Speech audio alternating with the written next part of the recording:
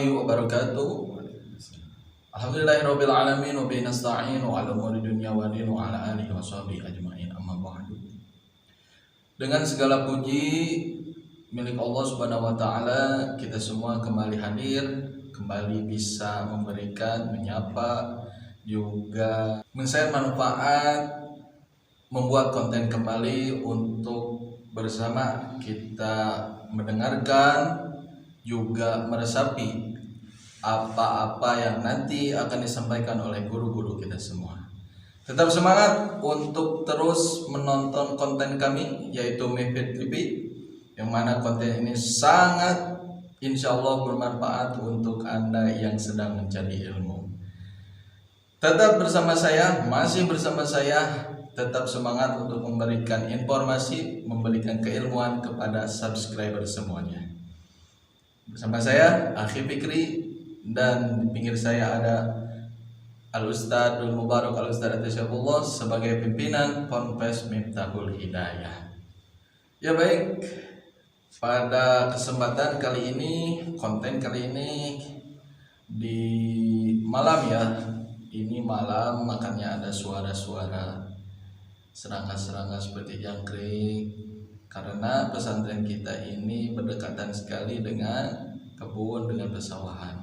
Jadi itu sebagai pemanis di dalam konten kita ini, sehingga subscriber bisa mendengarkan juga suara alamiah.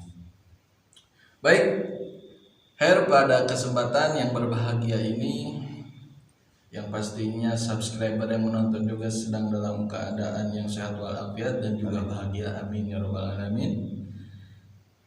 Pada konten kali ini kita akan membahas atau akan membaca pertanyaan yang disampaikan oleh subscriber di akun YouTube kita, tentunya di Mifid TV. Oke, kita mulai. Pertanyaan yang pertama.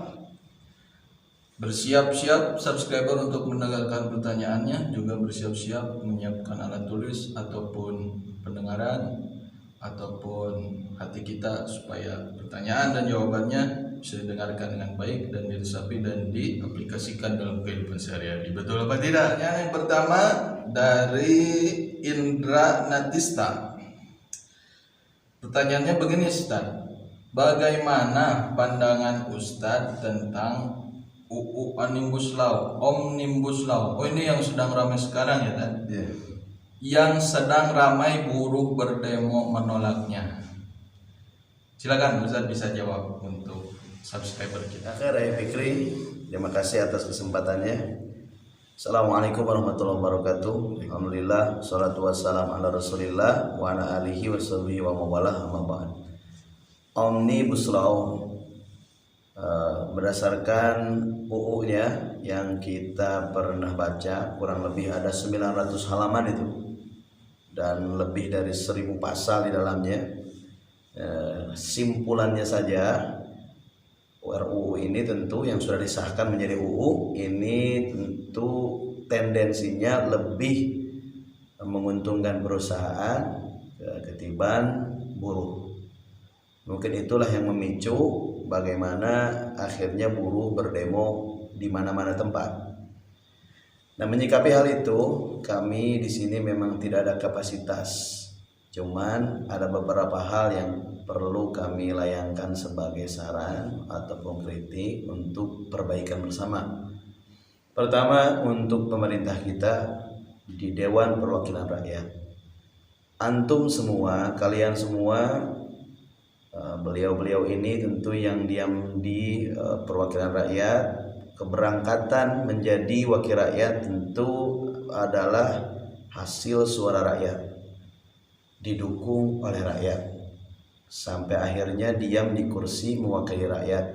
Dan sekarang pun kalian semua digaji oleh uang rakyat, dan sudah barang tentu dipercaya kalian semua menjadi wakil rakyat adalah untuk mewakili keinginan rakyat dan apa-apa yang menjadi cita-cita rakyat, baik itu wong cilik, menengah, sampai rakyat tingkat atas ekonominya. Itu yang pertama. Yang kedua,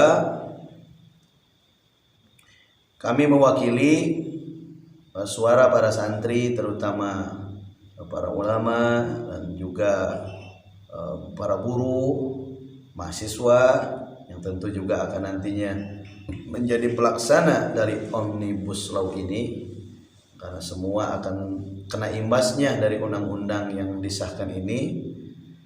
Kami menghimbau kepada DPR agar menciptakan atau membuat rancangan undang-undang itu tentu harus dibarengi dengan beberapa aspek. Yang pertama, aspek norma agama.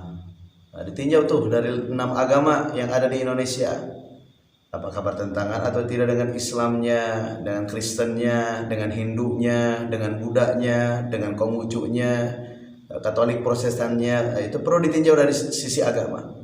Lalu norma budaya, lalu norma kemasyarakatan.